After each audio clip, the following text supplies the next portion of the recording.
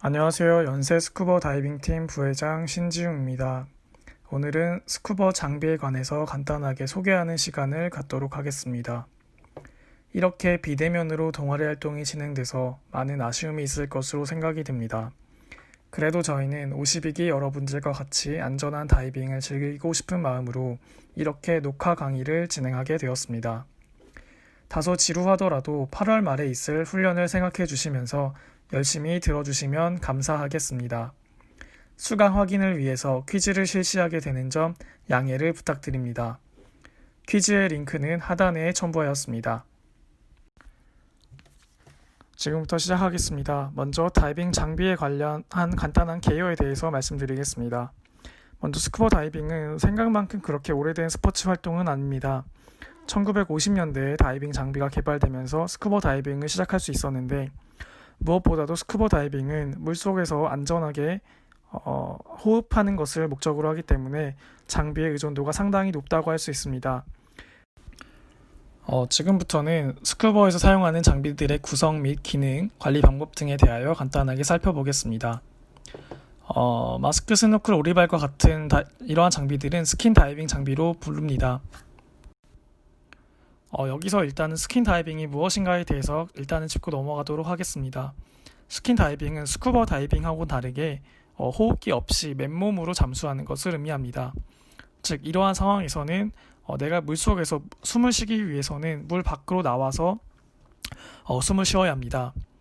이때 마스크와 오리발은 몸에 잘 맞는 것을 착용해야지만이 물속에서도 내가 한 번의 숨으로 편안하게 운영하는 것을 도와줄 것입니다.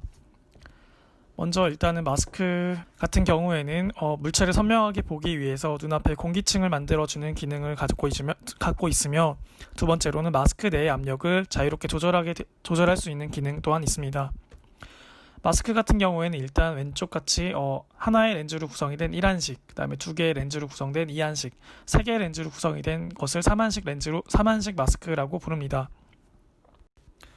나에게 잘 맞는 마스크를 선택하기 위해서는 먼저 마스크에 얼굴을 대고 코로 공기를 들이마셨을 때 압축이 되는 느낌을 받으면 나에게 잘 맞는 마스크라고 할 수 있습니다. 만약에 마스크하고 내 얼굴이 밀착이 되지 않는 경우에 코로 들이셨을 때 이러한 내 안에 있는 공기가 압축되는 느낌을 받지 않을 수 있습니다. 이러한 경우에는 혹시 머리카락이 마스크에 끼지 않았는지, 스트랩은 내가 잘 조였는지를 확인해야만 합니다. 그 밖에도 시력이 안 좋은 사람들을 위해서 일단은 저희 장비 같은 경우에는 교정 마스크도 구비되어 있습니다. 필요하신 분들은 저희 장비 배정할 때 말씀해 주시면 되겠습니다.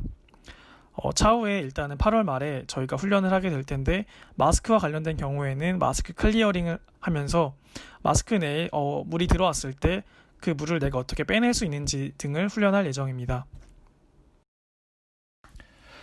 다음은 스노클입니다. 스노클은 머리를 들지 않고 호흡할 수 있게 만들어주는 도구입니다.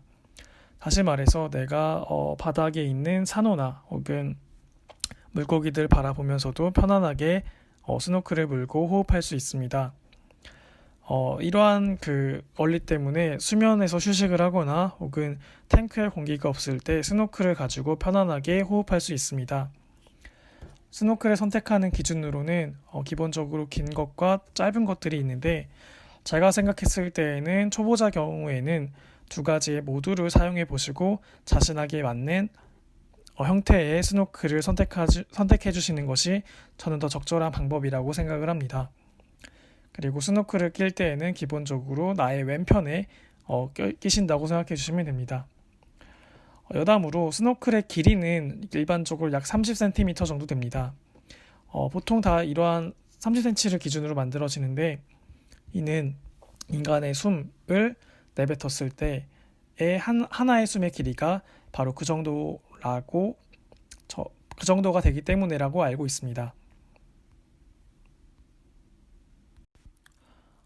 그리고 펜 같은 경우에는 보다 많은 다리 근육을 사용하여 큰 추진력을 얻게 해주는 도구입니다.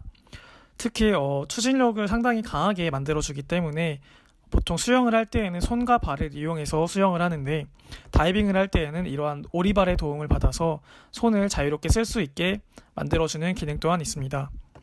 종류 같은 경우에는 왼쪽에 스킨핀 그리고 오른쪽에 스쿠버핀이 있는데 일단은 저희가 스킨 다이빙 훈련을 할 때에는 왼쪽의 형태의 핀을 착용할 예정이고 보다 더 스쿠버 다이빙을 진행할 때에는 오른쪽과 같은 핀을 착용할 예정입니다. 이러한 핀을 가지고는 일단은 자유형 킥, 그 다음에 평형 킥을 사용할 수 있고 물 밖에서는 이 핀이 상당히 좀 불편하기 때문에 옆으로 걷거나 뒤로 걸으셔야만 합니다. 만약에 핀을 착용하고 앞으로 걸으실 경우에는 저희가 그렇게 걷지 말라고 주의를 드릴 예정입니다. 이렇게 마스크, 스노클, 핀이 스킨 다이빙 세트라고 할 수 있습니다. 다음으로는 스쿠버 다이빙 장비에 관해서 설명을 드리도록 하겠습니다. 다음 사진에서 보시는 것처럼 바닷속에서 내가 편안하게 유영을 하기 위해서는 상당히 많은 장비들의 도움이 필요합니다. 간단하게는 나의 부력을 조절할 수 있는 BC부터 시작해서 호흡기, 그 다음에 다이빙 컴퓨터, 공기통과 같은 여러 가지 장비들이 필요합니다. 먼저 잠수복 슈트에 관해서 설명을 드리도록 하겠습니다. 수트 같은 경우에는 일단은 수트를 입는 이유에 대해서 설명을 해야 합니다. 수트 같은 경우에는 두 개의 기능이 있는데 먼저 보온 기능이 있습니다. 이러한 수트를 착용하여서 특히 제주도나 울릉도와 같은 바다를 다이빙을 할 때 차가운 체온으로부터 나의 몸을 보호해주는 역할을 합니다. 두 번째로는 수중 생물이나 바위 등으로부터 몸을 보호해주는 기능도 가지고 있습니다. 이러한 그 수트의 재질 같은 경우에는 네오프렌이라는 특수한 재질로 구성되어 있습니다. 네오프렌은 수천 개의 기포로 구성되어 있기 때문에 부력을 더 많이 가지도록 합니다. 다음으로는 잠수복의 종류에 대해서 설명을 드리도록 하겠습니다. 흔히 웨트수트와 드라이수트로 나뉘어지는데 저희는 일단은 웨트수트만 간단하게 설명을 드리겠습니다. 웨트수트 같은 경우에는 일단은 비교적 찬 수온과 장시간의 다이빙에 필수적으로 필요한 장비입니다. 대략 3에서 5cm 정도의 두께를 사용하고 7cm 정도의 수트도 있지만 일단 저희는 흔히 한 5mm나 3mm 정도의 잠수복을 사용할 예정입니다. 여기서 중요한 것은 몸에 잘 맞는 잠수복을 선택해야 합니다. 잠수복이 나한테 너무 클 경우에는 계속 물이 스며들어서 체온을 유지할 수 없기 때문에 나에게 꼭 맞는 장비를 착용해야 합니다. 반대로 잠수복이 몸에 꽉 조이는 경우, 나에게 너무 작은 경우에는 움직임이나 호흡이 불편할 수 있습니다.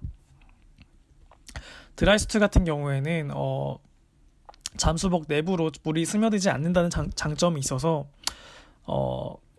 엄청 추운 곳에서 다이빙을 할 때 적합합니다. 하지만 이러한 장비는 상당히 비싸기 때문에 아마 저희가 사용을 한다면 아마 취업하고 난 이후에 저희가 사용할 수 있지 않을까 싶습니다. 현재 동아리 장비에는 드라이슈트가 준비되어 있지 않다는 점을 말씀드립니다.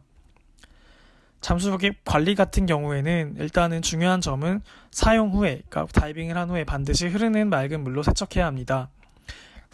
외부뿐만 아니라 내부도 뒤집어서 세척을 모두 해야 하고 중요한 점으로는 보관할 때에는 반드시 펴서 보관해야만 합니다.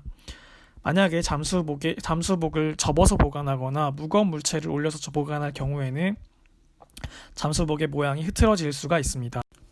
다음은 부력을 조절하는 BC에 관해서 설명을 드립니다. BC 같은 경우에는 보연시 컨트롤 디바이스라고 불리면서 부력을 조절하는 장치를 의미합니다.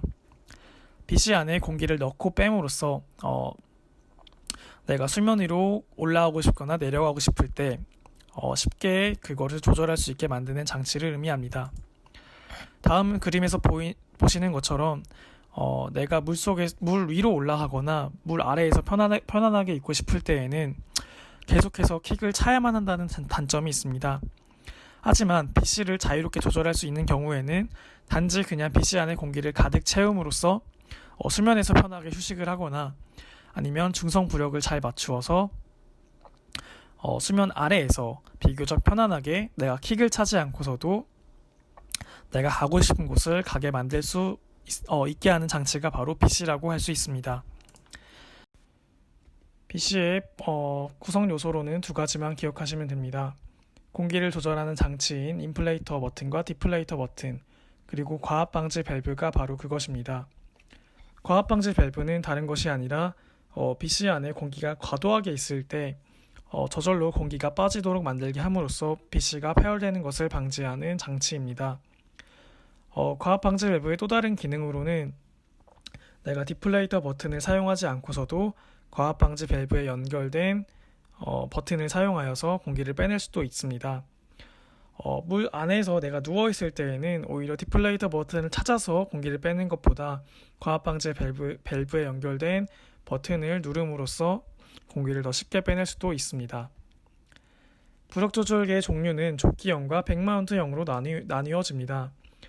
여기서 저희는 보통 조끼형을 많이 착용하는데 입문자에게 적합한 형태라고 일단은 저는 알고 있습니다.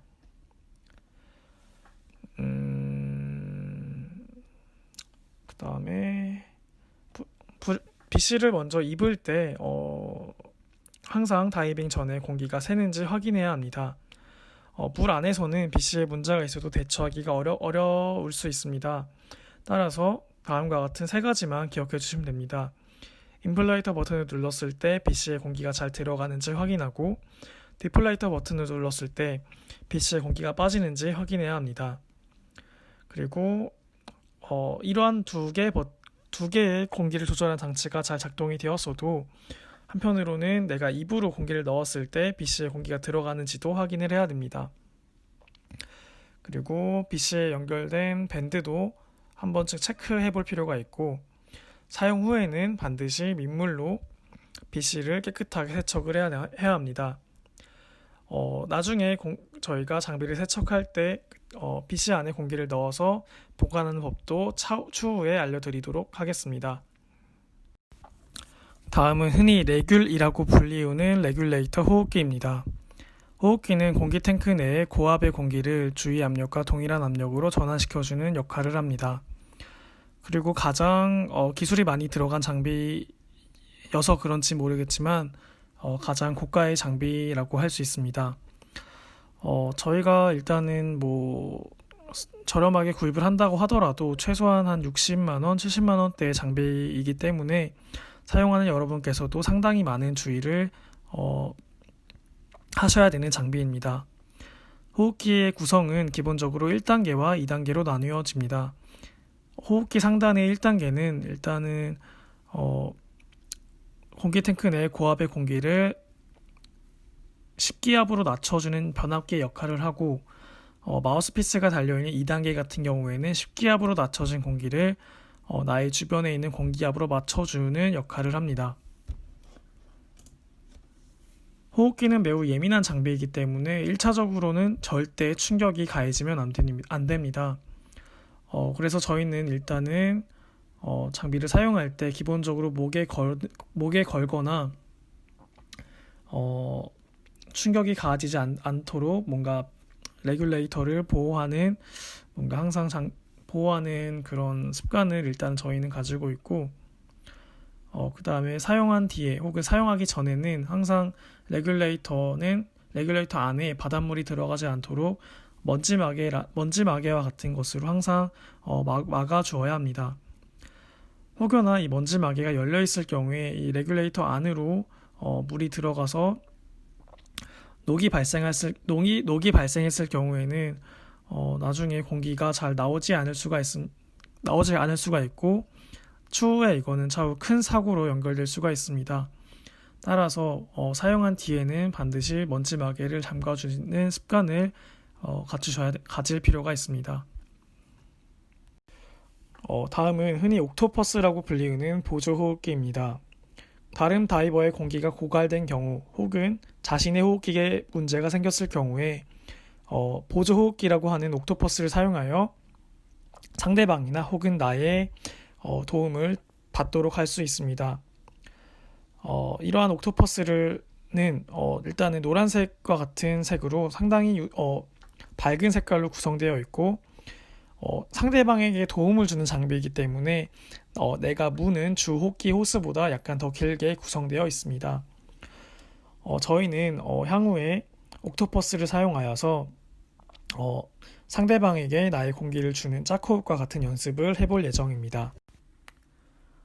다음은 탱크 실린더라고 불리우는 공기통입니다. 공기통은 고압에 압축된 공기, 약 200바 혹은 3000프 사이 정도의 단위로 압축이 된 공기가 저장된 용기라고 보시면 됩니다. 무게는 흔히 15kg 정도가 되며 공기가 꽉 차 있을 경우에는 여기 3kg가 추가되어서 18kg의 무게를 갖습니다. 상당히 무거운 공기통을 메고 들어가기 때문에 스쿠버 다이빙을 하기 위해서는 기초적으로 체력이 뒷받침되어야 합니다. 저희가 물론 여러 가지 목적으로 훈련을 하지만 기본적으로 체력의 증진을 위해서 훈련을 하는 이유가 바로 여기에 있습니다. 특히